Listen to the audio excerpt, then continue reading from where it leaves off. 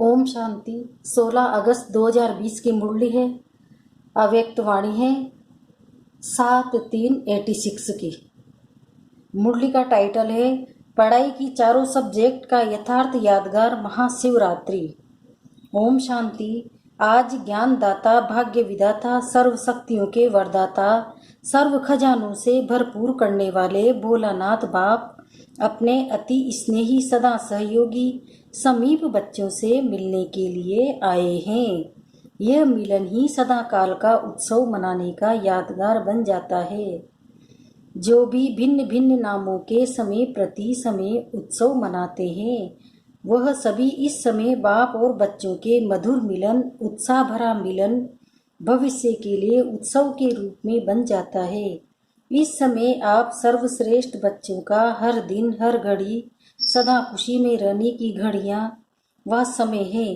तो इस छोटे से संगम युग के अलौकिक जीवन, अलौकिक प्राप्तियां, अलौकिक अनुभवों को द्वापर से भक्तों ने भिन्न भिन्न नाम रूप से यादगार बना दिए हैं। एक जन्म की आपकी ये जीवन भक्ति के 63 जन्मों के लिए याद का साधन बन जाती है। इतनी महान आत्माएं हो, इस समय की सबसे वंडरफुल बात यही देख रहे हो, जो प्रैक्टिकल में भी मना रहे हो और निमित्त उस यादगार को भी मना रहे हो। चैतन्य भी हो और चित्र भी साथ साथ है। 5000 वर्ष पहले हर एक ने क्या क्या प्राप्त किया, क्या बने, कैसे बने, ये 5000 वर्ष का पूरा अपना यादगार चित्र और जन्म पत्री सभी स्पष्ट रूप में जान गए हो, सुन रहे हो और देख देख हर्षित हो रहे हो कि यह हमारा ही गायन पूजन, हमारे जीवन की कथाएं वर्णन कर रहे हैं। ओरिजिनल आपका चित्र तो बना नहीं सकते, इसलिए भावना पूर्वक जो भी टच हुआ वह चित्र बना दिया। तो प्रैक्टिकल शिव जयंती तो रोज मनाते ही हो, क्योंकि संगम युग है ही अवतरण का युग। श्रेष्ठ कर्तव्य, श्रेष्ठ चरित्र करने का युग, लेकिन बेहद युग के बीच में ये यादगार दिन भी मना रहे हो। आप सबका मनाना है मिलन मनाना, और उन्हों का मनाना है आह्वान करना। उन्हों का है पुकारना और आपका है पा लेना। वह कहेंगे आओ और आप कहेंगे आ गए, मिल गए। यादगार और प्रैक्टिकल में कितना रात दिन का अंतर है। वास्तव में यह दिन भोलानाथ बाप का दिन है। भोलानाथ अर्थात बिना हिसाब के अनगिनत देने वाला। वैसे जितना और उतने का हिसाब होता है, जो करेगा वह पाएगा, उतना ही पाएगा, यह हिसाब है। लेकिन भोलानाथ क्यों कहते हैं? क्योंकि इस समय देने में कितने और उतने का हिसाब नहीं रखता। एक का पदम गुना हिसाब है तो अनगिनत हो गया ना। कहाँ एक कहाँ पदम, पदम भी लास्ट शब्द है, इसलिए पदम कहते हैं। अनगिनत देने वाले भोले भंडारी का दिन यादगार रूप में मनाते हैं। आपको तो इतना मिला है जो अब तो भरपूर हुई, लेकिन 21 जन्म 21 पीढ़ी सदा भरपूर रहेंगे। इतने जन्मों की गारंटी और कोई नहीं कर सकता। कितना भी कोई बड़ा दाता हो, लेकिन अनेक जन्म का भरपूर भंडारा होने की गारंटी कोई भी नहीं कर सकता। तो भोलानाथ हुआ ना। नॉलेजफुल होते भी भोला बनते हैं, इसलिए भोलानाथ कहा जाता है। वैसे तो हिसाब करने में एक एक संकल्प का भी हिसाब जान सकते हैं, लेकिन जानते हुए भी देने में भोलानाथ ही बनता है। तो आप सभी भोलानाथ बाप के भोलानाथ बच्चे हो ना। एक तरफ भोलानाथ कहते हैं, दूसरी तरफ भरपूर भंडारी कहते हैं। यादगार भी देखो कितना अच्छा मनाते हैं। मनाने वाले को पता नहीं, लेकिन आप जानते हो। जो मुख्य इस संगम युग की पढ़ाई है, जिसकी विशेष 4 सब्जेक्ट, वह 4 ही सब्जेक्ट यादगार दिवस पर मनाते आते हैं। कैसे पहले भी सुनाया था ना कि विशेष इस उत्सव के दिन बिंदु का और बूंद का महत्व होता है। तो बिंदु इस समय के याद का अर्थात योग के सब्जेक्ट की निशानी है। याद में बिंदु स्थिति से ही में ही स्थित होते हो ना, तो बिंदु याद की निशानी और बूंद ज्ञान की भिन्न भिन्न बूंदें इस ज्ञान के सब्जेक्ट की निशानी बूंद के रूप में दिखाई है। धारणा की निशानी इसी दिन विशेष व्रत रखते हैं। तो व्रत धारण करना, धारणा में भी आप दृढ़ संकल्प करते हो, तो व्रत रखते हो कि ऐसा सहनशील व अंतर्मुख अवश्य बन के ही दिखाएंगे। तो यह व्रत धारण करते हो ना, यह व्रत धारण की निशानी है और सेवा की निशानी है जागरण। सेवा करते ही हो किसको जगाने के लिए? अज्ञान नींद से जगाना, जागरण करना, जागृति दिलाना, यही आपकी सेवा है। तो ये जागरण सेवा की निशानी है। तो 4 ही सब्जेक्ट आ गई ना, लेकिन सिर्फ रूपरेखा उन्होंने स्थूल रूप में बदल दी है। फिर भी भक्त भावना वाले होते हैं और सदा ही सच्चे भक्तों की ये निशानी होगी कि जो संकल्प करेंगे उसमें दृढ़ रहेंगे। इसलिए भक्तों से भी बाप का स्नेह है। फिर भी आपके यादगार को द्वापर से परंपरा तो चला रहे हैं, और विशेष इस दिन जैसे आप लोग वहाँ संगम युग पर बार बार समर्पण समारोह मनाते हो, अलग अलग भी मनाते हो, वैसे ही आपके इस फंक्शन का भी यादगार वह स्वयं को समर्पण नहीं करते, लेकिन बकरे को कहते हैं बलि चढ़ा देते हैं। वैसे तो बाप दादा भी हंसी में कहते हैं कि ये मेमेपन का समर्पण हो, तब समर्पण अर्थात संपूर्ण बनो, बाप समान बनो। जैसे ब्रह्मा बाप ने पहला पहला कदम उठाया, मैं और मेरापन का समर्पण समारोह माना। किसी भी बात में मैं के बजाय सदा नेचुरल भाषा में, साधारण भाषा में भी बाप शब्द ही सुना, मैं शब्द नहीं। बाबा करा रहा है मैं कर रहा हूँ नहीं, बाबा चला रहा है मैं कहता हूँ नहीं। बाबा कहता है हद के कोई भी व्यक्ति या वैभव से लगाओ, ये मेरापन है। तो मेरेपन को और मैंपन को समर्पण करना, इसको ही कहते हैं बलि चढ़ना। बलि चढ़ना अर्थात महाबली बनना, तो ये समर्पण होने की निशानी है। तो बाप दादा भक्तों को एक बात की आफरीन देते हैं, किसी भी रूप से भारत में व हर देश में उत्साह की लहर फैलाने के लिए उत्सव मनाते तो अच्छे हैं ना, चाहे 2 दिन के लिए ही या 1 दिन के लिए ही हो, लेकिन उत्साह की लहर तो फैल जाती है ना, इसलिए उत्सव कहते हैं। फिर भी अल्पकाल के लिए विशेष रूप से बाप की तरफ मेजोरिटी का अटेंशन तो जाता है ना। तो इस विशेष दिन पर क्या विशेष करेंगे? जैसे भक्ति में कोई सदा काल के लिए व्रत लेता है और कोई में हिम्मत नहीं होती है, तो 1 मास के लिए, 1 दिन के या थोड़े मास के समय के लिए लेते हैं, फिर वह व्रत छोड़ देते हैं।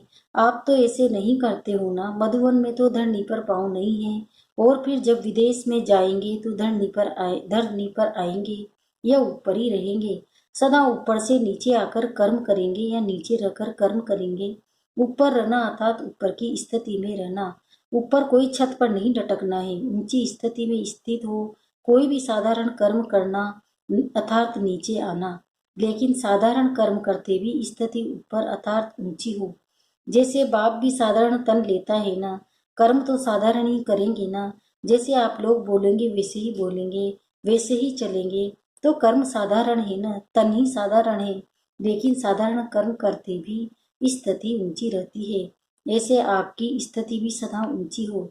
जैसे इस दिन को अवतरण का दिन कहते हो ना, तो रोज अमृत वेले ऐसे ही सोचो कि निद्रा से ही शांति धाम से कर्म करने के लिए अवतरित हुए हैं, और रात को कर्म करके शांति धाम चले जाओ। तो अवतार अवतरित होते ही हैं श्रेष्ठ कर्म करने के लिए। उनको जन्म नहीं कहते हैं, अवतरण कहते हैं। ऊपर की स्थिति से नीचे आते हैं, यह है अवतरण। तो ऐसी स्थिति में रहकर कर्म करने से साधारण कर्म भी अलौकिक कर्म में बदल जाते हैं। जैसे दूसरे लोग भी भोजन खाते हैं और आप कहते हो ब्रह्मा भोजन खाते हैं, फर्क हो गया ना। चलते हो लेकिन आप फरिश्ते की चाल चलते, डबल लाइट स्थिति में चलते, तो अलौकिक चाल अलौकिक कर्म हो गया। तो सिर्फ आज का दिन अवतरण का दिन नहीं, लेकिन संगम युग की अवतरण दिवस है। आज के दिन आप लोग बाप दादा को मुबारक देते हो, लेकिन बाप दादा कहते हैं पहले आप। अगर बच्चे नहीं होते तो बाप कौन कहता? बच्चे ही बाप को बाप कहते हैं, इसलिए पहले बच्चों को मुबारक। आप सब बर्थडे या गीत गाते हो ना, हैप्पी बर्थडे टू यू, बाप दादा भी कहते हैं happy birthday to you. Birthday की मुबारक तो बच्चों के बाप को दी है, बाप ने बच्चों को दी है, और मुबारक से ही पल रहे हैं। आप सबकी पालना ही क्या है? बाप की परिवार की बधाइयों की में पल रहे हैं, बधाइयों से ही नाचते गाते पलते उड़ते जा रहे हैं। पालना भी वंडरफुल है। एक दो को हर घड़ी क्या देते हो बधाइयाँ, और यही पालना की विधि है। कोई कैसा भी है तो बाप दादा भी जानते हैं, आप भी जानते हो कि नंबरवार तो होंगी। अगर नंबरवार नहीं बनते फिर तो सतयुग में कम से कम 1.5 लाख तख्त बनाने पड़े, इसलिए नंबरवार तो होने ही है। तो नंबरवार होना है, लेकिन कभी कोई को अगर आप समझते हैं कि ये रोंगे ये अच्छा काम नहीं कर रहा है, तो रोंग को राइट करने की विधि या यथार्थ कर्म नहीं करने वाले को यथार्थ कर्म सिखाने की विधि, कभी भी उसको सीधा नहीं कहो कि तुम तो रोंग हो। ये करने से वह कभी नहीं बदलेगा। जैसे आग बुझाने के लिए आग नहीं जलाई जाती है, उसको ठंडा पानी डाला जाता है। इसलिए कभी भी उसको पहले ही कहा कि तुम रोंग हो तो वह और ही दिल शिकस्त हो जाएगा। पहले उसको अच्छा अच्छा कह करके थमाओ तो सही है, पहले पानी डालो, फिर उसको सुनाओ कि आग क्यों लगी। पहले ये नहीं कहो कि तुम ऐसे हो, तुमने ये किया। पहले ठंडा पानी डालो, पीछे वह भी महसूस करेगा कि हाँ आग लगने के कारण क्या और आग बुझाने का साधन क्या है। अगर बुरे को बुरा कह देते तो आग में तेल डालते हो। इसलिए बहुत अच्छा कह करके पीछे उसको कोई भी बात कह दो तो उसमें सुनने की धारण करने की हिम्मत आ जाती है। इसलिए सुना रहे थे कि बहुत अच्छा यही बधाइयाँ हैं। जैसे बाप दादा भी कभी किसी को डायरेक्ट रोंग नहीं कहेगा, मुरली में सुना देगा राइट क्या है रोंग क्या है, लेकिन अगर कोई सीधा आकर पूछेगा भी कि मैं रोंग हूँ तो कहेगा नहीं, तुम तो बहुत राइट हो, क्योंकि उसमें उस समय हिम्मत नहीं होती है। जैसे पेशेंस जा भी रहा होता है, आखिरी सांस होता है, तो भी डॉक्टर से अगर पूछेगा कि मैं जा रहा हूँ तो कभी नहीं कहेगा कि हाँ जा रहे हो, क्योंकि उस टाइम हिम्मत नहीं होती। किसी की दिल कमजोर हो और आप अगर उसको ऐसी बात कर दो तो वह हार्ट फेल हो ही जाएगा, अर्थात पुरुषार्थ में परिवर्तन करने की शक्ति नहीं आएगी। तो संगम युग की बधाइयों से वृद्धि को पाने का युग, ये बधाइयाँ ही श्रेष्ठ पालना है। इसलिए आपकी इस बधाइयों की पालना का यादगार जब भी कोई देवी देवता का दिन मनाते तो उसको बड़ा दिन कह देते। दीपमाला होगी, शिवरात्रि होगी तो कहेंगे आज बड़ा दिन है। जो भी उत्सव होंगे उसको बड़ा दिन कहेंगे, क्योंकि आपकी बड़ी दिल है तो उन्होंने बड़ा दिन कह दिया। तो एक दो को बधाइयाँ देना ये बड़ी दिल है, समझा। ऐसे नहीं कि रोंग को रोंग समझाएंगे, नहीं, लेकिन थोड़ा देर रेत रखो, इशारा तो देना पड़ेगा, लेकिन टाइम तो देखो ना, वो मर रहा है और उसको कहो मर जाओ मर जाओ, तो टाइम देखो, उसकी हिम्मत देखो। बहुत अच्छा कहने से हिम्मत आ जाती है, लेकिन दिल से कहो, ऐसे नहीं बाहर से कहो तो वो समझे कि मेरे को ऐसे ही कर रहे हैं। यह भावना की बात है। दिल का भाव रहम का हो तो उसके दिल को रहम का भाव लगेगा। इसलिए सदा बधाइयाँ देते रहो, बधाइयाँ देते रहो। ये बधाई वरदान है। जैसे आज के दिन को गायन करते हैं, शिव के भंडारे भरपूर, तो आपका गायन है सिर्फ बाप का नहीं, सद्दारा भंडारा भरपूर हो। दाता के बच्चे दाता बन जाओ। सुनाया था ना, भक्त हैं देवता और आप हो देने वाले देवता। तो दाता माना देने वाले, किसी को भी कुछ थोड़ा भी देकर फिर आप उनसे कुछ ले लो तो उसको फील नहीं होगा, फिर कुछ भी उनको मना सकते हो, लेकिन पहले उसको दो, हिम्मत दो, उमंग दिलाओ, खुशी दिलाओ, फिर उससे कुछ भी बात मनाना चाहो तो मना सकते हो। रोज उत्सव मनाते रहो, रोज बाप से मिलन मनाना, यही उत्सव मनाना है। तो रोज उत्सव है अच्छा। चारों ओर के बच्चों को संगम युग के हर दिन के अवतरण दिवस की अविनाशी मुबारक हो। सदा बाप समान दाता और उदरदाता बन हर आत्मा को भरपूर करने वाले मास्टर भोलानाथ के बच्चों को सदा याद में रह हर कर्म को यादगार बनाने वाले बच्चे को सदा स्व उन्नति और सेवा की उन्नति में उमंग उत्साह से आगे बढ़ने वाले श्रेष्ठ बच्चों को विशेष आज के यादगार दिवस शिव जयंती सो ब्राह्मण जयंती हिरे तुल्य जयंती, सदा सर्व को सुखी बनाने की, संपन्न बनाने की जयंती की मुबारक और याद प्यार और नमस्ते। वरदान। शुक्रिया बाबा शुक्रिया, आपका पदमा पदम शुक्रिया। वरदान है, हर शक्ति को ऑर्डर प्रमाण चलाने वाले मास्टर रचेता भव। कर्म शुरू करने से पहले जैसा कर्म वैसी शक्ति का आह्वान करो, मालिक बनकर ऑर्डर करो, क्योंकि सर्व शक्तियां आपकी भुजा समान है। आपकी भुजाएं आपके ऑर्डर के बिना कुछ नहीं कर सकती है। ऑर्डर करो, सहन शक्ति कार्य सफल करो, तो देखो सफलता हुई पड़ी है। लेकिन ऑर्डर करने के बजाय डरते हो, कर सकेंगे व नहीं कर सकेंगे, इस प्रकार का डर है तो ऑर्डर चल नहीं सकता। इसलिए मास्टर रचयिता बन हर शक्ति को ऑर्डर प्रमाण चलाने के लिए निर्भय बनो। स्लोगन है, सहारे दाता बाप को प्रत्यक्ष कर सबको किनारे लगाओ। ओम शांति।